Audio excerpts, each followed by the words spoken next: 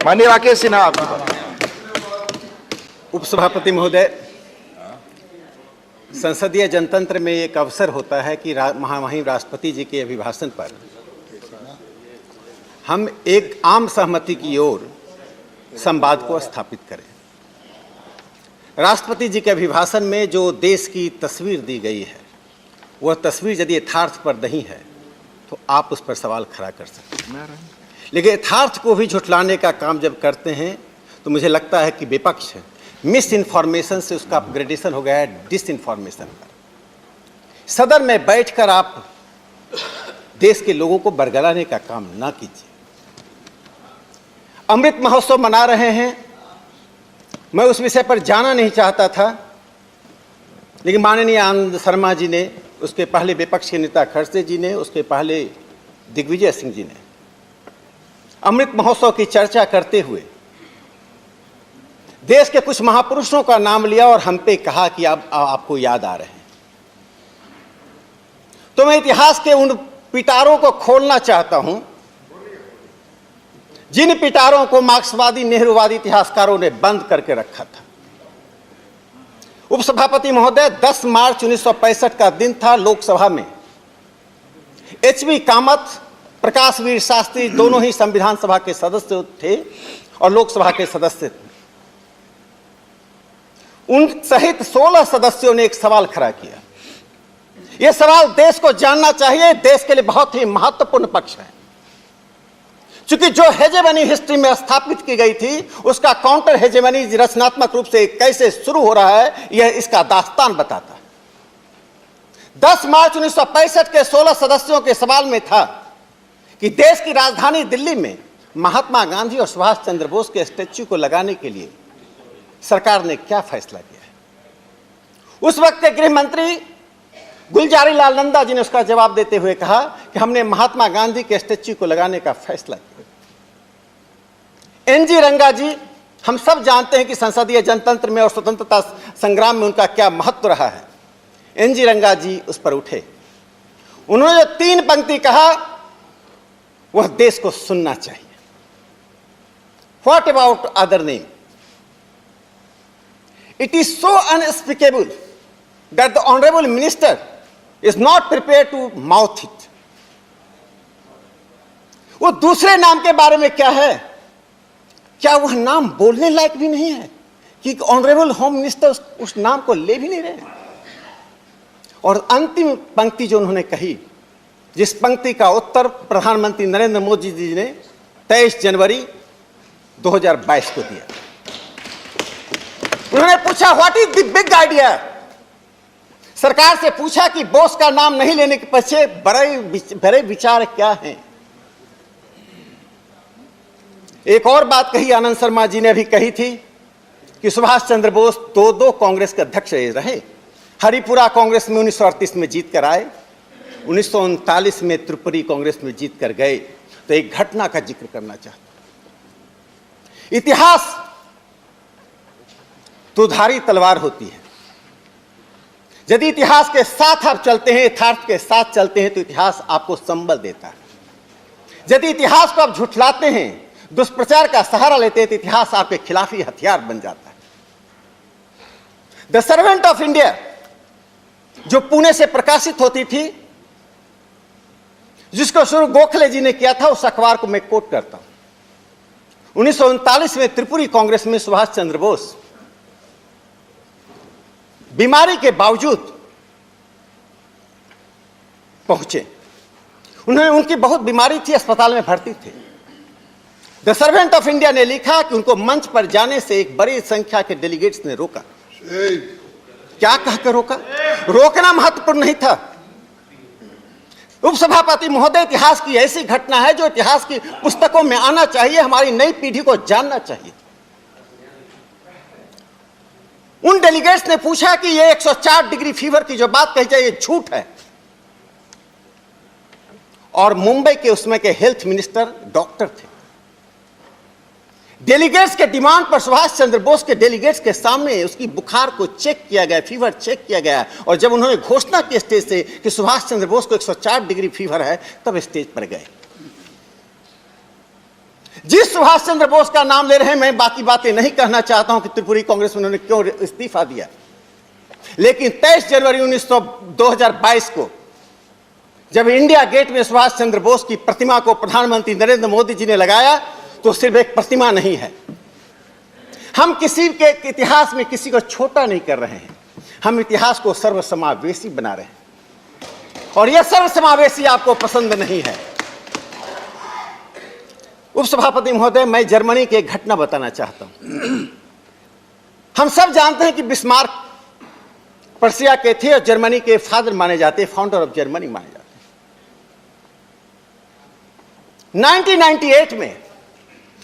1898 में बिस्मार्क की मृत्यु होती है, जुलाई 1898 में। बिस्मार्क को स्टेट फ्यूनरल नहीं दिया गया। उनके टॉम पर जो पंक्ति लिखी गई, Bismarck a loyal German servant of Kjær Wilhelm I, not 2। जब देश का समाज विखंडित होता है, फ्रैक्चर्ड होता है, तो हमारे महापुरुष भी बट जाते हैं।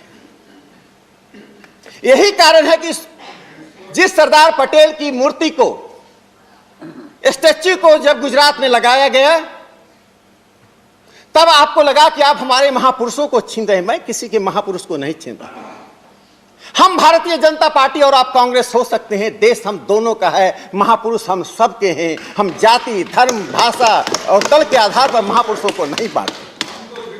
तो ये बिस्मार्क की जो प्रवृत्ति भारत के इतिहास में आई है, जो विल्हेम II ने बिस्मार्क के साथ किया, वो आपने सिर्फ बिस्मार्क के साथ नहीं, वो तो आपने अपने ही बीच के उन लोगों के साथ किया, चाहे बोस हो या सरदार पटेल हो। उपसभापति महोदय, मैं उस घटना की याद दूसरी बार सदन में दिला रहा हूं। पहली बार मैं बोला था, लेकिन बोलना नहीं चाहता था, लेकिन आज इस सदन को मैं बताना चाहता हूं। श्याम जी कृष्ण वर्मा एक महान क्रांतिकारी थे। श्याम जी कृष्ण वर्मा एक महान क्रांतिकारी थे। 1930 में उनकी मृत्यु हुई। लंदन से पेरिस, पेरिस से जेनेवा गए, चूंकि साम्राज्यवाद विरोधी आंदोलन के कारण साम्राज्यवादियों उनका पीछा करते रहे। जब वे जेनेवा में उनका निधन हुआ, तो अपने निधन से पहले उन्होंने एक विल लिखा था, अपनी इच्छा पत्र लिखी थी कि मेरी मृत्यु के बाद और भारत के स्वतंत्र होने के बाद मेरे अस्थि भस्म को भारत ले जाया जाए। 1930 में देहावसान हुआ, 1947 में देश आजाद हुआ। उनके अस्थि भस्म को लाने की काम किसने किया? वर्तमान प्रधानमंत्री या तब के गुजरात के मुख्यमंत्री नरेंद्र मोदी जी ने 2003 में जेनेवा से उनके अस्थि भस्म को लाने का काम किया। इसलिए मैं सदन को बता देना चाहता हूं कि अमृत महोत्सव मनाना हमारा कर्मकांड नहीं है। हम इतिहास को जीवित कर रहे हैं, इतिहास को पुनर्जीवित कर रहे हैं, इतिहास को सर्वसमावेशी बना रहे हैं। आपने जो इतिहास लिखी, उसके बारे में गीतांजलि में जो रविंद्रनाथ टैगोर जी ने जो लिखा था, उन 4 पंक्तियों को मैं पढ़ना चाहता हूं और आप समझ जाएं कि वो पंक्तियां किन के लिए है और क्यों है। अपने झूठे महत्व की रक्षा करते हुए मैं केवल अपनी लघुता दिखाता हूं। अपनी ही परिक्रमा करते करते मैं प्रतिक्षण जर्जर होता जाता हूं। इस इतिहास के कारण कौन जर्जर हो रहा है, कौन अपनी परिक्रमा करता रहा इतिहास में? आज हम इतिहास को बदल रहे हैं और नरेंद्र मोदी जी अमृत महोत्सव मनाकर उस आधिपत्यवादी इतिहास में एक महत्वपूर्ण सुधार की ओर कदम बढ़ा चुके हैं। उपसभापति महोदय, विपक्ष एक बड़ी बातें करने के लिए आगे आया। हम पर लोकतंत्र पर प्रहार करने का बार बार आरोप लगता रहा। इस लोकतंत्र पर प्रहार करने की बात जो करते हैं, वे सत्ता में दशकों तक रहे। उनके एक एक नमूना सभी दशकों का मैं देना चाहता हूं। पहले तो मैं 1970 के दशक का नमूना देता हूं। जब क्विट इंडिया मूवमेंट चल रहा था, तो लॉर्ड लिलिंगथो थे इस देश में। तब सिर्फ 60,838 भारतीयों को गिरफ्तार किया गया था। और जब आपातकाल लागू हुआ तो मीसा के अंतर्गत, सिर्फ मीसा के अंतर्गत 36,039 लोगों को, 36,039 लोगों को गिरफ्तार किया गया। मीसा के अंतर्गत पूरे देश से 2 लाख लोग गिरफ्तार हुए। उस समय भवानी प्रसाद मिश्र जी एक बहुत बड़े कवि हैं जिनकी प्रतिष्ठा है, किसी विचार और दल से जुड़े हुए नहीं हैं। उनका विचार और दल लोकतंत्र था। उन्होंने एक कविता लिखी थी, कविता सुन लीजिए, कविता का अर्थ आप समझ जाएंगे। बहुत नहीं सिर्फ 4 कौवे थे काले, बहुत नहीं सिर्फ 4 कौवे थे काले, उन्होंने तय किया सारे उड़ान उड़ने वाले, उनके ढंग से उड़े, रुके खाएं और गाएं, वे जिसको त्योहार कहें उसे मनाएं। कभी कभी जादू हो जाता है दुनिया में, दुनिया भर के गुण देखते हैं अगुनिया में। ये अगुनिये 4 सरताज हो गए, इनके नौकर चील गीदर बाज हो गए। एक भारत के साहित्यकार ने आपातकाल की परिस्थितियों का जिक्र करते हुए जो कहा, वो चील गीदर बाज किसे कहा, वे 4 कौवे काले कौवे किसे कहा, इतिहास में अपना आत्मालोचन कीजिए। आपातकाल से पहले 70 से के बाद 80 के दशक में राजीव गांधी जी प्रधानमंत्री हुए, उनके प्रति मेरा आदर का भाव है। लेकिन 1988 में एंटी डिफेमेशन बिल लाने के पीछे उद्देश्य क्या था? पूरा देश, उपसभापति महोदय, आप समाजवादी विचारधारा से आते हैं, आप एक समाज के एक बड़े स्तंभ के रूप में आपने अपने जीवन में काम किया। संभवतः 1988 में आपने भी उसके खिलाफ आवाज उठाई थी, उठाई ही होगी। इस देश एक साथ खड़ा हो गया। एंटी डिफेमेशन लॉ के द्वारा हिंदुस्तान के तमाम प्रेस को एक पिंजरे में बंद करने की साजिश थी। उसी दौरान बिहार में मुख्यमंत्री जब जगन्नाथ मिश्रा जी थे तो उन्होंने बिहार प्रेस बिल लाने का काम किया। दोनों को भारत की जनता ने अपनी ताकत से बाध्य कर दिया सरकार को वापस लेने के लिए। 80 के दशक के पहले, 60 के दशक में जब आप थे, गौहत्या विरोधी आंदोलन चल रहा था। गौहत्या विरोधी आंदोलन के समय में शंकराचार्य स्वामी, प्लीज सीट पर बैठ कर ना बोले प्लीज। माननीय एलओपी कुछ कहना चाहते हैं? राकेश जी, माननीय एलओपी।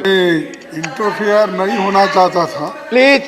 मैं इंटरफेयर नहीं होना चाहता था, तो मैं ये सुनना चाहता था कि प्रेसिडेंट ऑफ इंडिया के अभिभाषण पर वो रोशनी डालेंगे। लेकिन मुझे ये मालूम नहीं था कि कांग्रेस का इतिहास पढ़ के ये सेमिनार में बोले जैसा यहाँ बोलेंगे। उसके लिए हम उत्तर देंगे अलग से। और आपने ये क्या किया है, आपकी सरकार क्या की है, उसके बारे में बोलिए। जहां तक आपने वल्लभ भाई पटेल की बात की, सबसे पहले अगर स्टैचू लगाई, हम गुलबर्ग में लगाई है, पूछिए यहाँ पर। देखिए साहब, अगर व्यक्तिगत जाएंगे, अगर बहुत इनको ध्यान है तो हमारे कहीं अगर कॉन्फ्रेंस होते हैं तो उस सेमिनार में बुलाएंगे इनको, वहां पर ये अपना लेक्चर दे। मेरा सभी माननीय सदस्यों से आग्रह है कि बोलते वक्त आप ध्यान रखें और एक दूसरे को धैर्य से सुने और वैसा ही बोले जो एक दूसरे की बात सुनने का आप में क्षमता है। प्लीज देखिए, प्लीज उपसभापति महोदय, राकेश जी, मैंने 50 और 60 के दशकों का लोकसभा और राज्यसभा का पूरा विमर्श पढ़ा है। एक से एक आलोचनाएं हुई है, किसी ने एक पर आवाज नहीं उठाई है। संसदीय जनतंत्र में सदस्य को अपने अनुसार बोलने का मौका अवसर होता है, कृपया उसका गला मत घोटिए। आपको आदत है संसदीय जनतंत्र का गला घोटने का, सदन से बाहर और सदन के भीतर। Please address the chair. Please आप चेयर को एड्रेस करिए, अपनी बात करिए। सभापति महोदय, विपक्ष के नेता ने और आनंद शर्मा जी दोनों ने चीन की बात कही थी। मैं थोड़ा सा प्रकाश डालना चाहता हूं। 2008 में कांग्रेस पार्टी के नेता राहुल गांधी और चीन में कम्युनिस्ट पार्टी के नेता शी जिनपिंग ने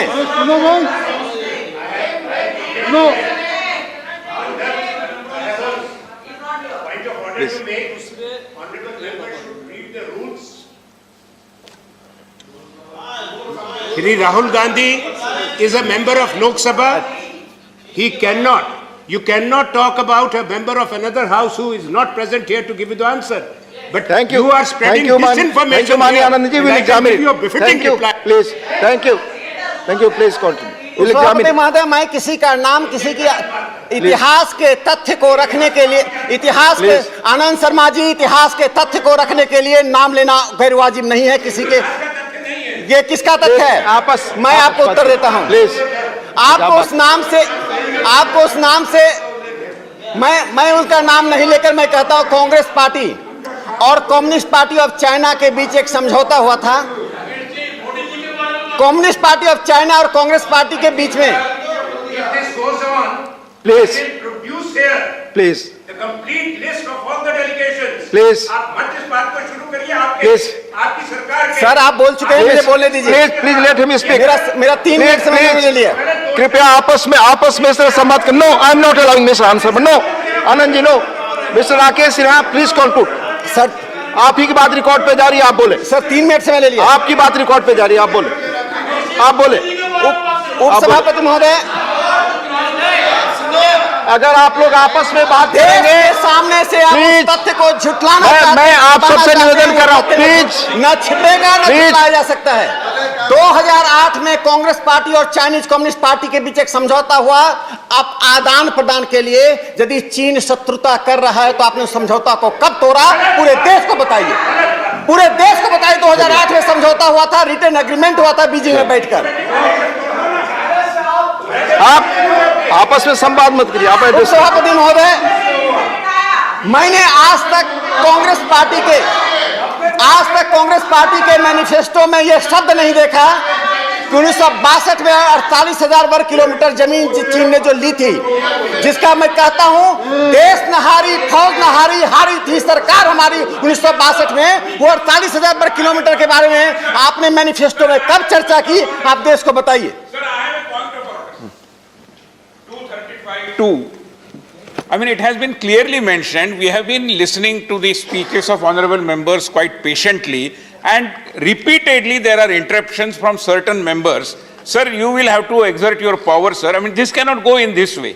We are here for a serious debate, sir. माननीय विनय सहस्त्रबुद्धे जी, 235 say please. that while the council is in sitting, a member shall not interrupt any member while speaking by disorderly expression of noises thank or you, any thank other you Vinay disorderly ji. manner. Please, मेरा सभी माननीय सदस्यों से शुरू के दिन से यह आग्रह है, इधर उधर और बीच के सभी लोगों से आग्रह है कि कृपया इस रूल का, राज्यसभा के अदर रूल्स का पालन करें।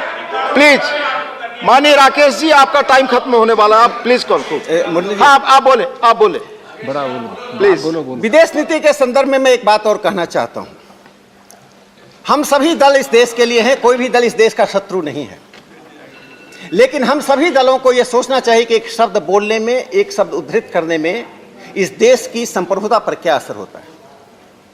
8 मई 2021 को, ये तो 2008 की मैं बात बताई तो विपक्ष में तिलमिलाहट हो गई।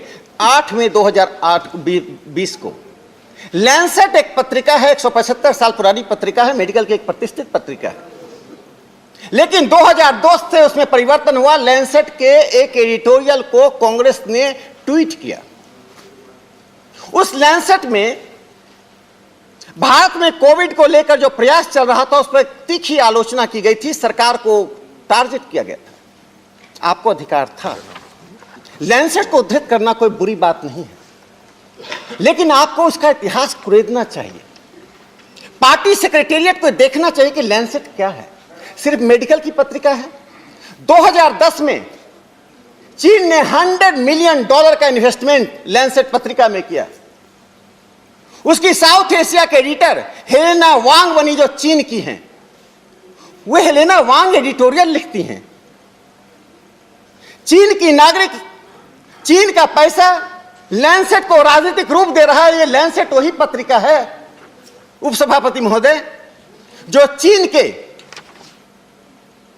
उस उपक्रम को, जो बेल्ट एंड रोड इनिशिएटिव है, जो 65 देशों में चीन प्रवेश करके उसके 70% ऊर्जा पर कब्जा करना चाहता है, उस लैंसेट को आप उद्धृत करते हैं। अरे मोदी जी की आलोचना करनी है तो बहुत से अवसर हैं, बहुत सी बातें हैं, इसके लिए लैंसेट के पास जाने के लिए क्या जरूरत है? तो जो आप हमारी सरकार को कहना चाहते हैं चीन के ऊपर, आप चीन को प्रत्यक्ष और अप्रत्यक्ष रूप से चीन के गोद में जाकर बैठ जाते हैं और चीन के प्रोपेगेंडा मैकेनिज्म बन जाते हैं। ऐसा मत कीजिए। सभापति महोदय, भाई रघुवीर का नाम आपने सुना होगा। 1959-60 में उन्होंने कांग्रेस से इस्तीफा इसलिए दिया था कि नेहरू जी की चीन की नीति से असहमत थे। भारतीय जनसंघ ने उनको अध्यक्ष बनाया। चीन क्या दुनिया का कोई भी देश 1 इंच भूमि भारत का कब्जा नहीं कर सकता है। जहां नरेंद्र मोदी जी की सरकार है, नरेंद्र मोदी जी का महत्व सिर्फ इस देश के लिए नहीं है। पहली बार हमारी विदेश नीति में मोदी जी 2014 में जापान सीट गए। पर बैठ करना बोले, प्लीज सीट पर बैठ करना जापान में बोले। 1 सितंबर 2014 को उन्होंने भाषण देते हुए कहा कि days of expansionism has ended. विस्तारवाद का युग समाप्त हो चुका है। 3 जुलाई 2020 को वे भारत चीन सीमा पर जाकर उन्होंने ललकारा कि विस्तारवाद का युग नहीं, विकास का युग है। आज नरेंद्र मोदी जी की इस नीति के कारण, इस हस्तक्षेप के कारण दुनिया के, चाहे बाइडेन हो, मैक्रोन हो, जॉनसन हो, मॉरिसन हो, आज कोई भी नेता नरेंद्र मोदी जी की, चाहे क्लाइमेट हो या चीन हो, उनके महत्व को समझता है। भारत के इस बढ़ते हुए महत्व से आपको प्रसन्नता होनी चाहिए। लेकिन ये मोदी विरोध आपको इतना अंधा कर चुका है कि आप सत्य से भी बाहर जा रहे हैं। सभापति महोदय, कांग्रेस जब अपनी बात रखती है तो शहीदों की सीमाएं 3-4 लोगों तक रुक जाती है। अरे भगवान बिरसा मुंडा को याद कर लेते। जिस बिरसा मुंडा के नाम पर जनजातीय गौरव दिवस की उन्होंने घोषणा की, वो बिरसा मुंडा ना आज के समकालीन भारत के किसी राजनीति, किसी विचारधारा के नहीं, वो भारत की विचारधारा के हिस्से रहे थे। उनको इतने सालों तक आपने कहां रखा था? आपके समर्थन से जो सरकार चल रही है झारखंड में, उप सभापति महोदय आप उसी झारखंड से आते हैं। हॉफमैन की स्टैच्यू को लगा कर रखा है। आपकी हिम्मत है तो अपनी सरकार को कहिए हॉफमैन के स्टैच्यू को हटाए। जो हॉफमैन बिरसा मुंडा को मारना चाहता है, बिरसा मुंडा जी ने उस पर तीर चलाए, वो बच गया। उस बिरसा मुंडा के जान के पीछे पड़े हुए एक अंग्रेज के स्टैच्यू को आप झारखंड में लगाकर आप बिरसा मुंडा के बारे में बोलने का नैतिक अधिकार नहीं रखते। शहादत की सीमाओं को आप 3-4 लोगों तक मत मांगिए। गुरु तेग बहादुर जी का प्रकाश पर्व है। गुरु तेग बहादुर की शहादत क्यों हुई? आपकी हिम्मत है तो प्रकाश डालिए इस पर। शहादत का कारण कौन थे? शहादत का कारण क्या था? शहादत उन्होंने क्यों दी? आपकी हिम्मत नहीं है इस पर प्रकाश डालने की, जिससे आपकी शब्द धर्मनिरपेक्षता इससे कलई खुल जाती है। जब वीर बाल दिवस की घोषणा हुई, क्या शहादत इतिहास में उन 3 लोगों तक महिमा मंडित करने के लिए रखे? जब वीर बाल दिवस की घोषणा हुई तो शाहजादा फतेह सिंह जी, शाहजादा जोरावर सिंह जी, इनके नामों का यदि देश महिमा मंडन करता, इनके नामों को इतिहास की किताब से अपने बाहर रखकर किसकी सेवा की थी, किस प्रकार का इतिहास पढ़ाना चाहते थे? इसलिए जो अमृत महोत्सव मनाया जा रहा है वो अमृत महोत्सव कोई सामान्य नहीं है। इस अमृत महोत्सव में हम कश्मीर से लेकर कन्याकुमारी तक, चाहे उदा देवी एक दलित स्वतंत्रता सेनानी हो या जोरावर सिंह जी हो, सबके महत्व को हम स्वीकार कर रहे हैं। मैं अंतिम बात कहकर अपनी बात समाप्त करूंगा। माननीय राकेश जी कंक्लूड करिए। बस कंक्लूड कर रहा हूं। कंक्लूड करिए। उप सभापति महोदय, प्लीज उप कंक्लूड। सभापति महोदय, ये सब्सिडी से लेकर सड़क तक आप आंकड़े देख जाइए। कितनी हाईवेज आप छोड़कर गए थे 2014 से पहले, कितना हाईवे बन गया, कितना किसानों के पास डिजिटल ट्रांसफर से आप देते थे, कितना हम दे रहे हैं। तो हम जब मोदी जी कहते हैं सबका साथ, सबका विकास, सबका विश्वास, तो उसके पीछे जो 2 बातें हैं मैं बताना चाहता हूं कि एक तमिल कवि ने कहा था, यधुम ओरे एवुरुम के लिए इसका every village is my village, every one is my relative. ये सबका साथ, सबका विश्वास है। और और नरेंद्र मोदी जी का जो विरोध 2001 से लगातार आप करते आ रहे हैं, क्या नहीं कहा, सदन हो या सदन से बाहर हो, चाहे महामहिम राष्ट्रपति का अभिभाषण हो या कोई सभा हो, जिन शब्दों का बड़े से लेकर छोटे नेता तक उपयोग करते हैं, लेकिन मोदी जी निवात निष्कंप मेव प्रदीपम, he is like steady flame in an airless place. आपके उन तरह की अत्यात्मक आलोचनाओं से कुछ बिगड़ता नहीं है। बस एक मिनट में समाप्त करता हूं। उस सभापति महोदय, संसदीय जनतंत्र में, इन parliamentary democracy, we are the people who constitute the nation. While constituting the nation, we are different ingredients of different color. That does not mean degrading the constitutional authorities. The way the presidential speech was degraded, the way he was questioned that someone has written, I know that inputs come, but you can't question that who has written his speech. Please This is genuinely degradation of the parliamentary democracy. Please. Kindly don't do that. मैं अंत में एक छोटी सी कविता से अपनी बात को समाप्त करना चाहता हूं। प्लीज खत्म करें, प्लीज। मैं एक छोटी सी कविता से अपनी बात समाप्त करना चाहता हूं, जो इंग्लिश में कविता नहीं मुझे आती है। प्लीज प्लीज, राकेश जी जल्द खत्म करें। दूसरे स्पीकर, देखिए मैथिली शरण गुप्त ने कहा था, हम कहाँ थे, उन्होंने जो भाव कहा था मैं बताता हूँ, where are we now, where would be we. आज सवाल ये उठता है कि देश को यदि आगे बढ़ना है तो इतिहास के उन तथ्यों को मत झुटलाइए।